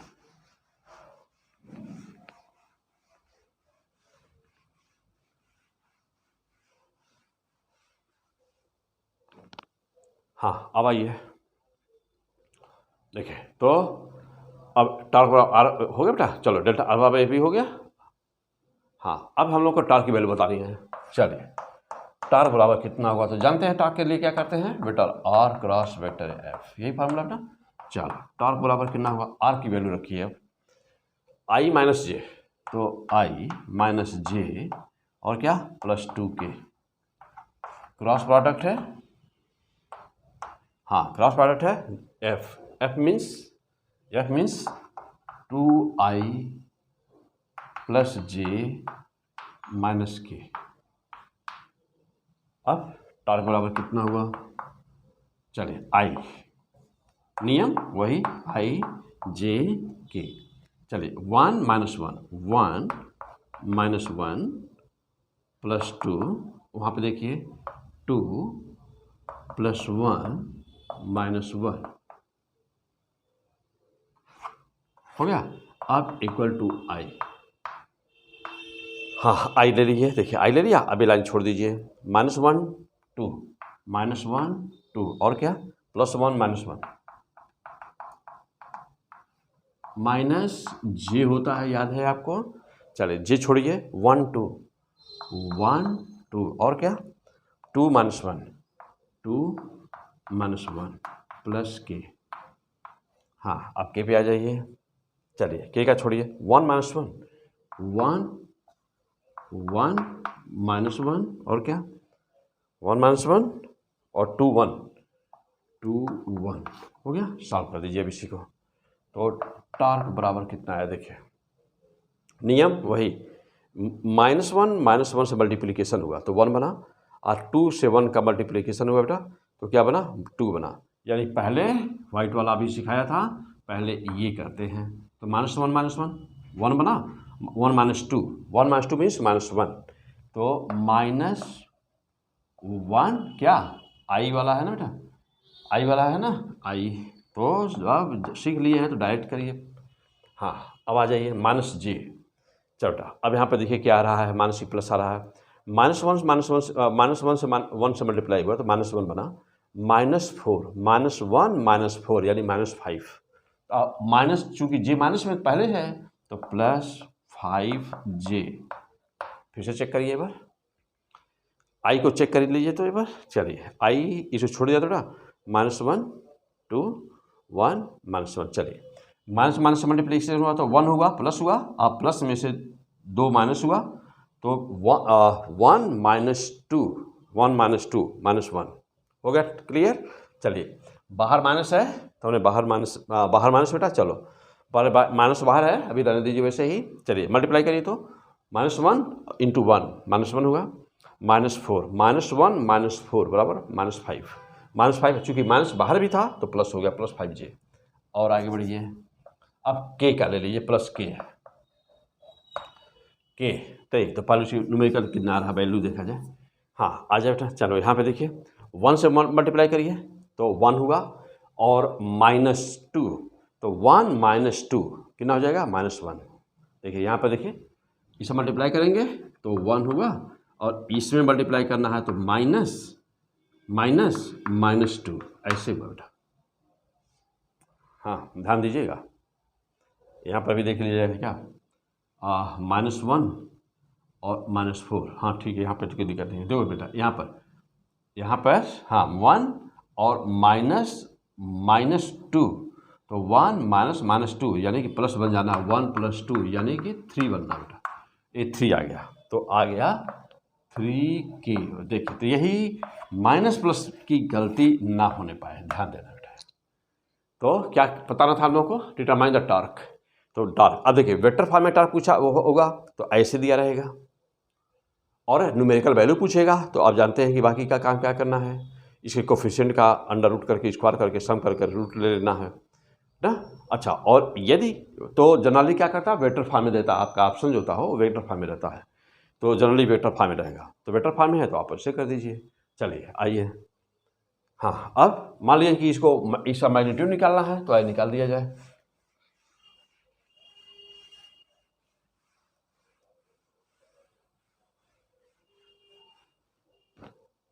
हाँ देखिए मैग्नीट्यूड निकालना है तो मॉड ऑफ टॉर्क बराबर कितना है, अंडर रूट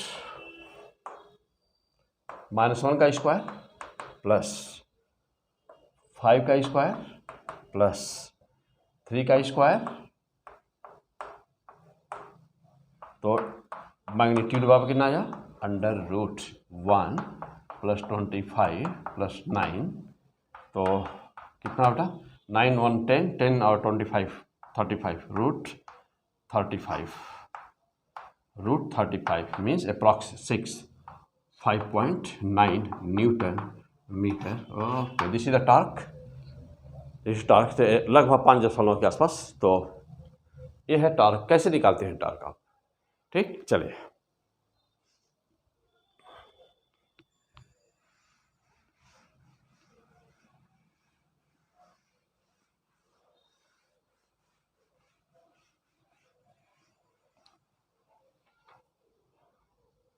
हाँ, अब देखिए ए फोर्स, अगला क्वेश्चन ले लीजिए। A force F = 4I - 2J + K applied on a particle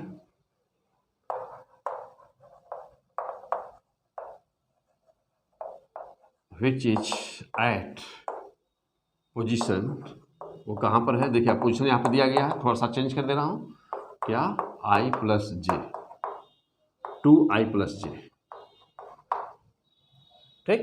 it shifted, अभी कहाँ गया, फिर शिफ्टेड टू कहाँ गया देखिए, 4I + J + K पर। What is torque. हाँ, पहले अभी मैं टॉर्क यहाँ पर निकालना सिखा रहा हूँ। टॉर्क आप कैसे निकालेंगे, मारिए इनसे फटाफट। टॉर्क कैसे निकालेंगे, हाँ इनसे मारिए। होता है, टॉर्क निकालिए तुरंत, बस 1 मिनट मैक्सिमम टाइम लीजिए, टॉर्क निकालिए।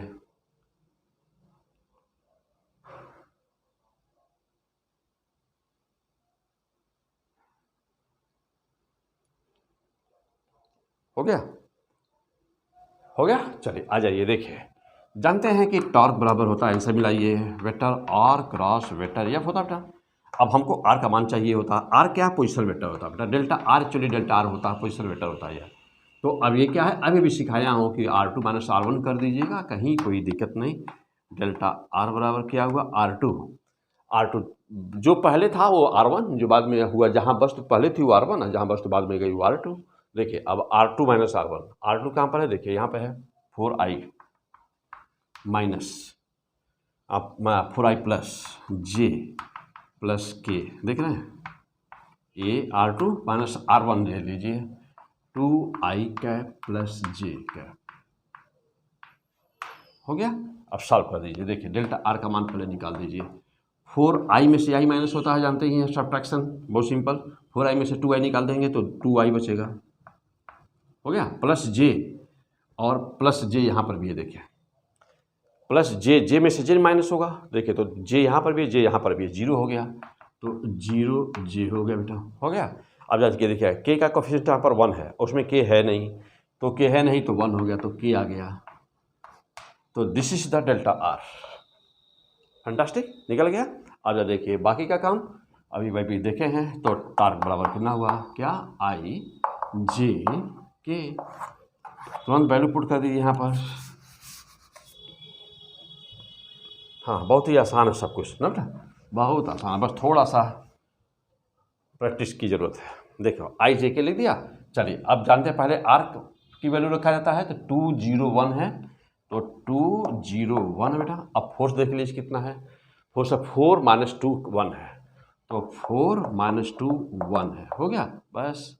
अब देखिए टार्क बराबर कितना है बेटा, तो टार्क बराबर, हाँ बराबर क्या हुआ, आई ले लीजिए, क्या है, आई को छोड़िए, लाइन वर्टिकल हॉरिजॉन्टल छोड़ दीजिए, 0 1 - 2 1 हो गया। देखिए आई ये लाइन छोड़ दिया, ये लाइन छोड़ दिया, तो 0 1 0 1 और यहाँ क्या, -2 1 -2 1 हो गया। चलिए आई, ये आई था, माइनस जे हमेशा माइनस में रहता, माइनस लगा दिया। चलिए अब इसका बना माइनस, ये वर्टिकल लाइन हॉरिजॉन्टल लाइन छोड़ दीजिए, देखिए 2 1 2 1 और क्या 4 1 4 1। चलिए और क्या, अब के ले लीजिए, प्लस के ले लीजिए, के चलिए ये लाइन छोड़ दीजिए, बचा क्या 2 0 2 0 और क्या 4 - 2 4 - 2। ओके फैंटास्टिक, सॉल्व कर दीजिए तुरंत। ये देखिए अब आया, यहाँ चलिए आ जाइए, फाइनल आंसर टार्क बराबर कितना आया। देखिए यहाँ पर 1 से मल्टीप्लाई किया है, इसमें पहला यही है ना, बताया हूँ आपको, ऐसे ही करना है। 1 से 0 मल्टीप्लाई किया तो बेटा 0 हो गया, और 1 से 1 में मल्टीप्लाई तो 1 हो गया। 0 - 1 0 - 1 यानी -1, तो माइनस आई कैप पहला आंसर आ गया। अब देखिएगा बाहर माइनस से ध्यान दीजिएगा, 2 में इसे मल्टीप्लाई करना है, तो 1 × 2 2 और 2 - 4 2 - 4 यानी कि -2, अब माइनस पहले से बाहर है तो प्लस हो गया, +2j, तो +2j। और आगे बढ़िए, हाँ एक बार चेक कर लीजिए फिर से, तो ध्यान देना, 1 से 2 में मल्टीप्लाई बेटा, तो आ गया कितना 2, और यहाँ 2 -4 से 1 में मल्टीप्लाई किया तो आया 4, +2 - 4 यानी कि -2, और बाहर -j है, तो माइनस प्लस यानी 2j, तो +2j कितना आया है, +2j सही है। आ जाओ यहाँ पे, 2 में -2 से मल्टीप्लाई करो -4, तो -4 और में से 0 माइनस करना, तो -4 - 0 यानी कि -4 -4 तो this is the fantastic answer. यानी कि इस क्वेश्चन का आंसर आया टार्क बराबर कितना होगा। देखिए तो टार्क बराबर आ गया I + 2j और -4k। This is the fantastic answer. तो ये था टार्क कैसे निकालते हैं। अब हमने क्या सिखाया आपको कि जब दो बिंदु के रूप में रहे, जब 2 पॉइंट दिए रहेंगे और एक बिंदु पर फोर्स लगाया जाएगा तब टार्क कैसे निकालेंगे, 2 पोजीशन वेक्टर दिए रहेंगे और एक फोर्स रहेगा तब टार्क कैसे निकालेंगे। सिंपल टार्क होता ही क्या है, टार्क जब अप्लाई होता है तो वेलोसिटी कैसी होती है, वेलोसिटी क्या होती है, वेलोसिटी में कंपेयर कैसे डिफरेंट पॉइंट का करेंगे, और ओमेगा क्या होता है। तो ये इतनी चीज़ें हमने सिखाई यहाँ पर आपको। तो ये सब बहुत ही आसान था, बहुत ही सिंपल एपिसोड था बेटा। तो आज इस एपिसोड को हम यहीं रोकते हैं, क्लियर, क्योंकि हाँ थोड़ा निकलना है बेटा लंच करने, तो हम इसको यहीं पर रोकते हैं बेटा। और यहाँ पर रोक करके फिर अभी हम आपसे मिलते हैं रोटेशनल मोशन पार्ट 3 में। तो यहाँ मैं सिखाया है आपको बेसिकली ये था हम लोग का टार्क कैसे निकालते हैं, और ओमेगा होता कहाँ पर, जब कोई कहीं पर रॉड को स्लाइड कर रहा था तो ओमेगा कहाँ पर होता है। अब बहुत इंपॉर्टेंट चीज़ें जानते हैं, जैसे मान लो कोई इलेक्ट्रिक पोल है और वह आंधी के कारण जो है विदाउट स्लाइडिंग, अब मतलब उसकी जो जड़ है यानी जहाँ पर वह है ज़मीन पर, वह नहीं स्लाइड करता है, और इलेक्ट्रिक पोल यदि गिर रहा हो तो किस वेलोसिटी से टकराएगा। IIT में एक क्वेश्चन पूछा था एक साल की, दीवार है हॉरिजॉन्टल, एक रॉड लगा हुआ बेटा, और वह रॉड को छोड़ दिया जाए, फ्री कर दिया जाए, तो वह रॉड की एंगुलर वेलोसिटी क्या होगी। यानी कि यह सब किस पर बेस्ड है, टार्क पर, सारे के सारे किस पर बेस्ड है, टार्क पर। अब जो भी न्यूमेरिकल है बेटा टार्क पर, जैसे मान लो कोई फ्लाई व्हील है, हमने उस पर इतना फोर्स लगा दिया, उसका रेडियस इतना है, मास इतना है, तो अब उसमें एंगुलर एक्सीलरेशन क्या होगा। और यह जैसे मान लो कि 100 ना ऑसिलेशंस के बाद में, यानी कि 100 रिवॉल्यूशन के बाद में वो कितना एंगुलर डिस्प्लेसमेंट कवर किया होगा, लाइक दिस क्वेश्चंस। और क्या रोटेशन मोशन की काइनेटिक एनर्जी होती क्या है, कितनी होती है, किन बातों पर वह डिपेंड करती है। तो ये सारी चीज़ें क्लियर। और फिर वो सारी चीज़ें जैसे देखे होंगे, बार बार आपसे पूछ दिया जाता है कि कोई लड़की है झूला झूल रही है, यानी कि वह राउंड टेबल पर है और वह ओमेगा से घूम रही है, हाथ को फैला दे, हाथ को कर दे, उसका ग्राफ कैसे आप खींचेंगे, उसका ग्राफ क्या होगा, ओमेगा और टी के बीच में ग्राफ क्या होगा, लाइक दिस क्वेश्चंस। तो ये सारी की सारी चीज़ें हम लोग जस्ट यानी कि स्टेप बाय स्टेप। तो अभी जस्ट इसे अपनी स्टोरी में मिलते हैं, रोटेशनल मोशन पार्ट 3 में मिलता हूँ। ये सारी चीज़ों को लेकर करेंगे। और जो सबसे भयंकर है आपका अभी जो पढ़ना है हम लोग को आगे है, कौन सा, रोलिंग मोशन। तो अभी तो ये रोटेशन देख रहे हैं और जानते हैं कि what is the rolling motion. तो rolling motion is the combined effect of the rotational and translational motion. Rolling motion में फ्रिक्शन का क्या रोल होता है, रोलिंग मोशन में जो पॉइंट ऑफ कॉन्टैक्ट होता है उसका क्या रोल होता है, फ्रिक्शन का क्या रोल होता है, फ्रिक्शन की क्यों जरूरत पड़ती है रोलिंग के लिए, क्या फ्रिक्शन न रहे तो रोलिंग नहीं होगा। रोलिंग के अगेंस्ट जब फ्रिक्शन के अगेंस्ट रोलिंग मोशन में एनर्जी का डिसिपेशन कितना होता है। अभी इसी साल नीट में क्वेश्चन पूछा था कि एक इंक्लाइन प्लेन है, एक सिलेंडर उसको छोड़ दिया गया है, वह रोल करता हुआ आ रहा है, तो जब ग्राउंड पर पहुंचेगा तो उसकी वेलोसिटी क्या होगी। तो this is the very simple question. तो मैं आपको यहाँ पर कुछ ऐसी मैजिक बताने वाला हूँ कि जिसको देखते ही आप आंसर मार देंगे। बहुत बड़े बड़े क्वेश्चन एक लाइन में सॉल्व होंगे। ओके, तो थोड़ा सा इंतजार करिए, अभी फिर मिलता हूँ रोटेशनल मोशन पार्ट 3 में। Okay, best of luck.